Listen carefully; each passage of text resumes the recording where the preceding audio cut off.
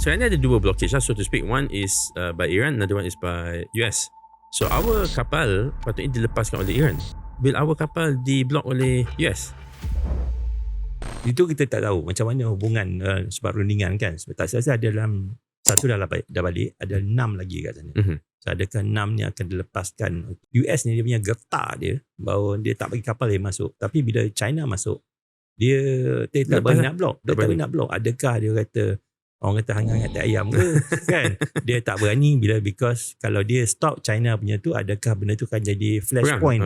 Flashpoint kan? Ataupun dia pergi attack oil tanker China tu, nanti yang abang besar datang.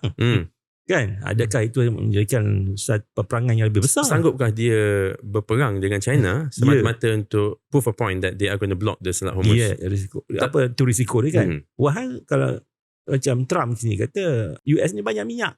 Dia ada Venezuela. Kenapa dia nak juga Iran dengan Iraq? Jadi tak masuk akal. Kan? Kenapa dia nak beria nak sangat ambil Iran? Kalau dari segi logik tu, nothing to do kalau bukan dengan Israel.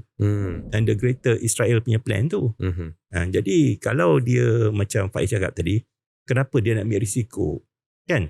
Berperang dengan China, malahan dengan Russia pun. But these are all the countries, memang dia akan, memanglah China memang dapat supply minyak daripada Iran selama ni pun. Dan memang mereka pun berdagang bayar pun pakai yuan aja. Dia tak pakai US dollar. Kan? Russia dia tunggu masa aja, dia tengok parti dia jauh, kan?